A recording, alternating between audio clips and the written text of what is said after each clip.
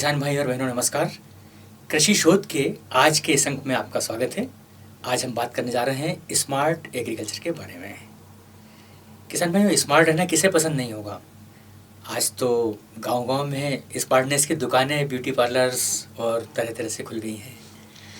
लेकिन जब कृषि में स्मार्टनेस की बात की जाए तो अपने काम को त्वरितता से करना, समय से करना, बेहतर ढंग से करना, कम श्रम में करना, कम पूंजी में करना, कम लागत से करना, इसके लिए जो आधुनिक यंत्रों का, आधुनिक साधनों का और कंप्यूटर्स का जो प्रयोग किया जाता है, ई तकनीकी का जहाँ इस्तेमाल किया जाता है, तो उसे कहते हैं स्मार्ट एग्रीकल्चर। आइए इस विषय को और ज़्यादा बेहतरी से समझने के लिए आज के हम विशेषज्ञों से बात करें।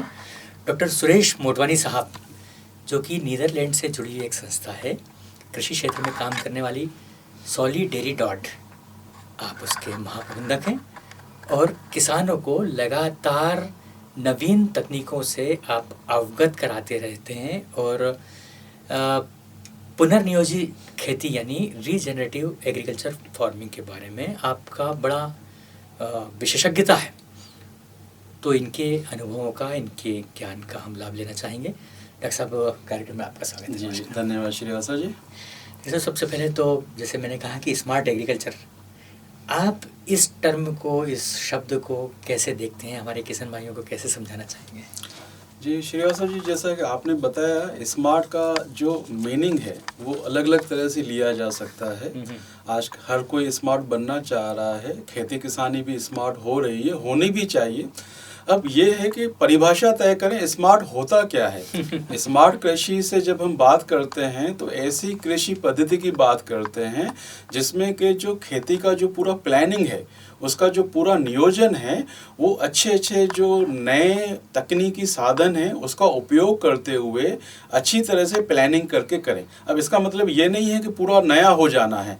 स्मार्ट खेती का मतलब ये है कि जो पुराना हमारा जो ज्ञान है तथा नया जो तकनीकी उपलब्ध है, उन दोनों को सामंजस्य बिठा के खेती की पैदावार को बढ़ाना है, खेती की जो लागत है उसको कम करना है, साथ ही जो हमारे जो संसाधन हैं, चाहे वो जल हो चाहे मृदा हो, इसको लगातार लंबे समय के लिए प्रोडक्टिव बनाए रखना है।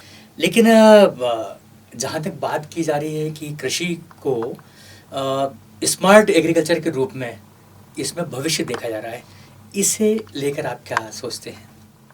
जैसा कि श्रीवास्तव जी, मैंने पहले एक बार आपको बात भी किया था, सॉलिडेरिडॉट संस्था जो कि नए जमाने की संस्था के रूप में जानी जाती है, हम विगत 50 सालों से ये कोशिश कर रहे हैं कि जो खेती किसानी का जो नियोजन है वो इस तरह से किया जाए कि आधुनिक युग, जो साइंटिफिक युग के जो नए नए उत्पादन हैं, नए नए यंत्र हैं, तंत्र है, उनका उपयोग किया जाए। साथ ही जो हमारे जो प्राचीन धरोहर है, हमारा जो पूर्वजों के द्वारा संचित किया हुआ ज्ञान है, उसको उसमें मिक्स किया जाए। इसी दिशा में अलग अलग स्टेप में हम लोगों ने कोशिश किया है कि जो ऑटोमेटिक वेदर स्टेशन रहते हैं, अलग अलग तरह के सेंसर टेक्नोलॉजीज़ हैं, ड्रोन टेक्नोलॉजीज़ हैं, हमारे साथ में जो हमारे पार्टनर संस्थाएं हैं, VI इंडिया फाउंडेशन है, इंडस टावर्स है, इनके CSR के सहयोग से हम लोगों ने मध्य प्रदेश के बहुत सारे जिलों में, 10 जिलों से हो ही चुके हैं, वहाँ पे इस तरह का ऑटोमेटिक वेदर स्टेशन को सेटअप किया हुआ है, जिससे जो जानकारी मिलती है वो किसानों को तात्कालिक उपलब्ध करवाई जाती है। तो किसान भाई नियोजित कर पाते हैं कि उसको कौन सा कार्य खेती किसानी का कब करना है, बीज की बुआई कब करनी है से लेके हार्वेस्ट जो करना है उत्पाद का कब करना है, इससे रिलेटेड काफ़ी सारा एक पद्धतियाँ काम करती हैं। उसको अगर हम लोग मिक्स कर देंगे नए ज्ञान के साथ में, तो उसको अच्छी तरह से उत्पादन के रूप में लिया जा सकता है। ये हमारा सोचना है जी।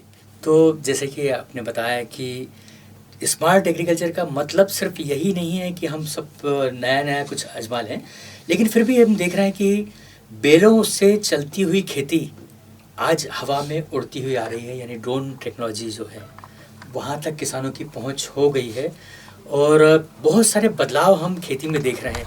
और आपने कहा कि पुनर्नियोजित खेती होते हुए भी, पुराने ज्ञान को अपडेट करते हुए भी हम जो हैं नए ज्ञान को समाहित कर रहे हैं, यानी एक ऐसा संगम तकनीकों का है जी, जिसके साथ चलते हुए किसान बहुत तेज़ी से अपने ज़मीन को बनाए रखकर, उसकी ज़िंदा दिली को बनाए रखकर, उसकी ज़िंदगी को बनाए रखकर, क्योंकि डॉक्टर साहब ये जो कृषि रसायन हैं निश्चित रूप से इनके दुष्परिणाम तो किसानों को देखने को मिल रहे हैं। तो इनको रोकने के लिए क्या आपका की संस्था और आपका जो प्लानिंग है, ये रीजनरेटिव एग्रीकल्चर है जी, इस दिशा में कहीं आपका सोच तो नहीं है? जी, वास्तव में जब हम रीजनरेटिव एग्रीकल्चर या पुनर्नियोजित खेती की बात करते हैं तो यह एक मिडिल पाथ है जिसको कि हम कह सकते हैं कि जो भी हमारे जो प्राचीन पद्धतियां हैं, चाहे वो प्राचीन जो ऑर्गेनिक जैविक खाद हम लोग उपयोग करते थे, खेती किसानी के लिए अलग अलग तरह के जो उत्पाद उपयोग किए जाते थे, वो जो नए जमाने के जो अलग अलग केमिकल्स आ गए, तो दोनों के बीच का जो मार्ग है वो पुनर्नियोजित खेती है, जिसमें कि हमारी संस्था कोशिश कर रहे हैं कि किसान केवल खेती किसानी का जो डायरेक्ट लिंक है उत्पाद से लेके खेत से लेके उस तक नहीं, लेकिन जो पूरा जो फार्म सिस्टम है कि जो फसल उगा रहे हैं उस फार्म सिस्टम में जो दूसरी फसलें होना चाहिए, उसके साथ में पशुओं का पालन किस तरह से करना चाहिए, खेती का डाइवर्सिफिकेशन कैसे करना चाहिए, उनके जो नेचुरल रिसोर्सेज हैं, चाहे वो मृदा हैं, पानी की बातें हैं, कुएँ हैं, उनको उसे कैसे रिचार्ज किया जाए। तो पुनः नियोजित खेती की जब हम बात करते हैं तो ये सब कंपोनेंट उसमें आ जाते हैं।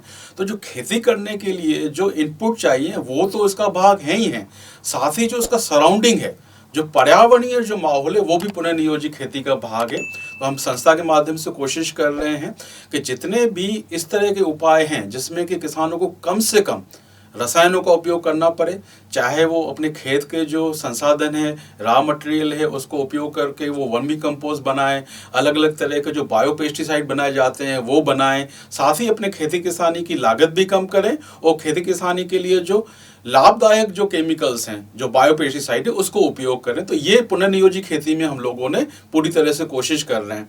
मैं यह बात यहाँ पे और ज़्यादा क्लियर करने की ज़रूरत समझता हूँ, चूँकि हम लोग कृषि शोध की बात कर रहे हैं। तो मैं जब बात करता हूँ कि हम लोगों ने कम से कम रसायनों का उपयोग करना है, ज़्यादा से ज़्यादा इको फ्रेंडली खेती को करना है, इसका मतलब यह नहीं निकाला जाए कि मैं केमिकल्स के बिल्कुल ही विरोध में हूँ। देखिए, नए ज़माने की हम लोग बात कर रहे हैं। हम लोगों को जहाँ ज़रूरत पड़ेगा, जहाँ पे खेती किसानी में ज़रूरत है, जिस तरह के केमिकल की एक नियोजित प्लानिंग के साथ में वो करने का ज़रूरत पड़ता है। कंडीशन जरूर यह है कि जब हम कोई केमिकल का उपयोग करते हैं तो वातावरण के लिए, पर्यावरण के लिए, आबादी के लिए नुकसानदायक नहीं होना चाहिए और ज़्यादा से ज़्यादा जो नेचुरल प्रैक्टिसेस है उसके दायरे में आना चाहिए। तो पुनः नियोजित खेती वास्तव में मिडिल पाथ है पूरी तरह से केमिकल विहीन खेती और केमिकल खेती के बीच का। ये आपने बड़ी अच्छी बात कही कि एक नियोजन बहुत ज़रूरी है। एक संतुलित मात्रा में उर्वरक हों, संतुलित मात्रा में पेस्टिसाइड्स हों, इको फ्रेंडली हो, पर्यावरण की मैत्री भाव उसमें बना हुआ हो। लेकिन आपने एक बात बड़ी अच्छी कही थी कि वेदर स्टेशंस भी आप लोगों ने बनाए हैं।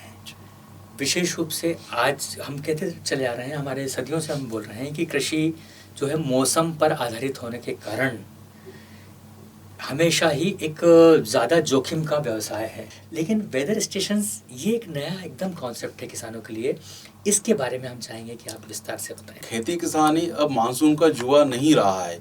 हमारे पास में इस तरह के तंत्र विज्ञान उपलब्ध हैं जिसके कारण से हम लोग प्रिडिक्ट कर सकते हैं। किसानों को हम लोग समय से पहले बता सकते हैं कि कब आपके क्षेत्र में बारिश होगी, कब आपके क्षेत्र में किस तरह का टेम्परेचर रहेगा, जिसके कारण से किसान सही तरह से अपना डिसीजन ले सकते हैं।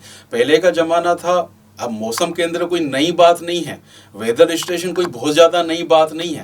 पहले ऐसा होता था कि एक ज़िले के लिए, एक टेरिटरी के लिए, रीजन के लिए एक कॉमन एक एडवाइजरी जारी कर दिया जाता था कि भोपाल ज़िले में इतना इतना टेम्परेचर रहेगा, इतना इतना बारिश होगी।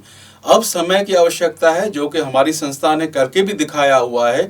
हम लोगों ने किसानों के खेत पे वेदर स्टेशन जो कि बहुत कम कॉस्ट के आते हैं उसको लगा के हम लोग जो किसान का खेत है उसके आसपास का जो रेडियस है उसमें दावे के साथ में बताने की स्थिति में है कि रामलाल जी आप ध्यान रखिए, आपके खेत में इस तरह से पानी पड़ने की संभावना है। तो वो डिसीजन ले सकते हैं कि उसको बुआई का कार्य करना है कि नहीं करना है, उसको कोई स्प्रे का कार्य करना है कि नहीं करना है। सोलिडेरिटी संस्था का नारा है चेंज डेट मैटर्स।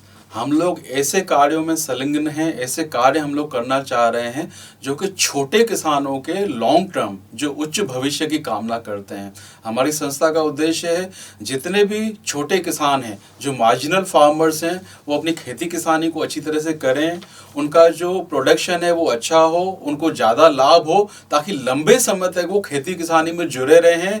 कि अगर ग्लोब को हम लोगों ने सुरक्षित रखना है तो छोटे किसानों के भविष्य के लिए हम लोगों ने काम करना पड़ेगा, और वो हम लोग कर रहे हैं। धन्यवाद। तो किसान भाइयों, कृषि शोध के लिए आज हमने बात की डॉक्टर सुरेश मोटवानी साहब से, जो कि महाप्रबंधक है सॉलिडेरिडॉट संस्था से, जो कि विश्व स्तर पर किसानों की मजबूती के लिए, उनको सहायता प्रदान करने के लिए काम कर रही है, और भारत में विभिन्न संस्थाओं के साथ मिलकर गांव-गांव तक विकास के कार्य पहुंचाने की कोशिश कर रही है। हमें उम्मीद है कि आपको ये कार्यक्रम ना सिर्फ पसंद आया होगा, बल्कि आप हमारे चैनल को सब्सक्राइब भी ज़रूर करेंगे और लाइक करके हमें बताएंगे कि आपको ये कार्यक्रम कितना उपयोगी लगा।